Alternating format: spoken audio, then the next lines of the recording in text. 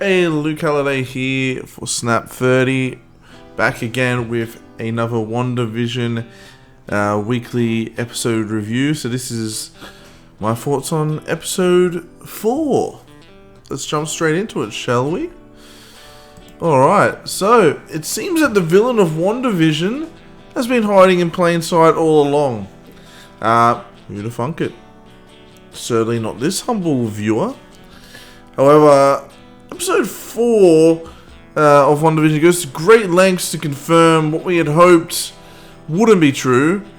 Wanda is seemingly the one behind this strange new reality and has potentially enslaved an entire town of people to play part in her elaborate sitcom fantasy. Let's call it that.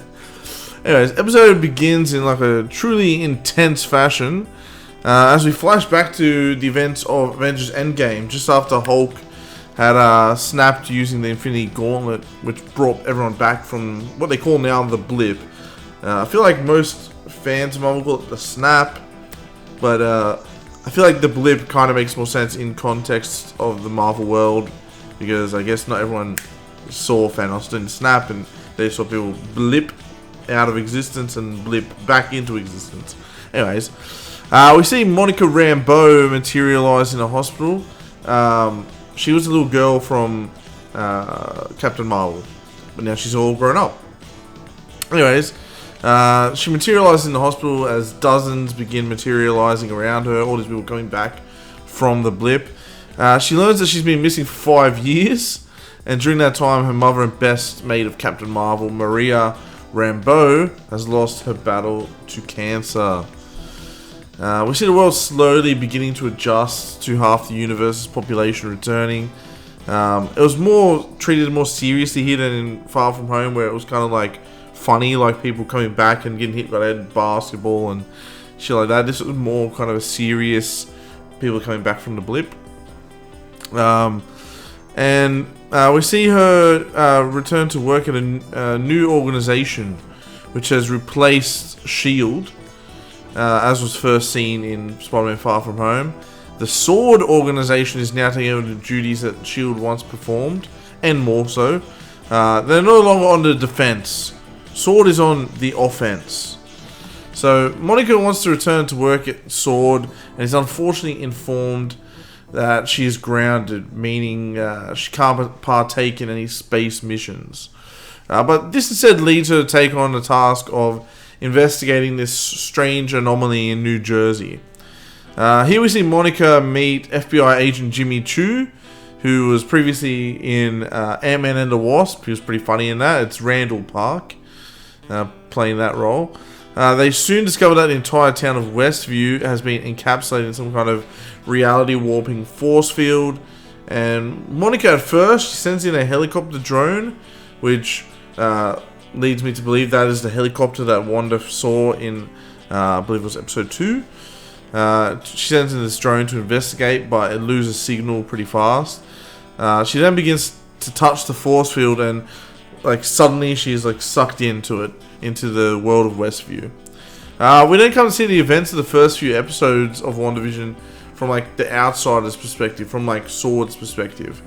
The person watching WandaVision's, like the WandaVision show at the end of the first episode, was none other than Darcy Lewis, who we last saw in For the Dark World. So Darcy is back, and she manages to crack the signal sequence or some kind of mumbo jumbo like that of the force field, which is bizarrely transmitting the events inside of Westview as a sitcom.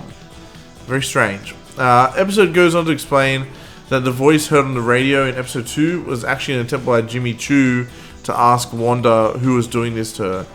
And the beekeeper that we saw come out of the sewer was actually one of SWORD's agents that tried to infiltrate the town.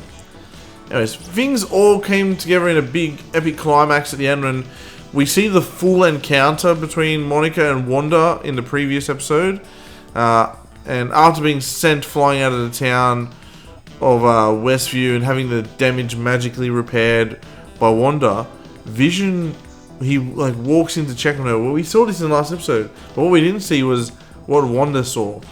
And in a shocking moment, we see Vision's true form, a reanimated corpse. So it was a truly disturbing vision, no pun intended. Like he's just dead. He's just straight up dead, and I believe what we're seeing here is her using her reality warping abilities to kind of bring his corpse back to life. Because that was actually really just a holy shit, that disturbed me moment. Anyways, outside of Westview, the Sword agents descend upon Monica, who tells them it's Wanda. It's Wanda. Revealing that Wanda is the one behind the anomaly. Why she has done this is still a mystery, of course, but judging by next week's trailer, it seems the reality in which she lives is about to come crumbling down.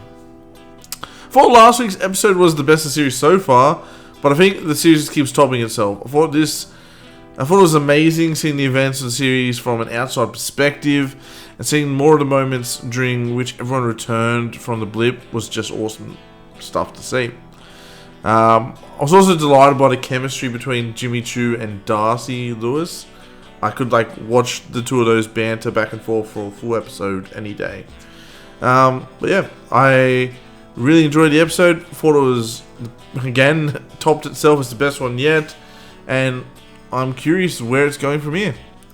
Anywho, that's going to be it for my WandaVision episode 4 review. Let me know in the comments below what you guys thought of it. Like, subscribe, all that YouTube blah blah blah. And thank you for watching. See you guys next week. Take it easy.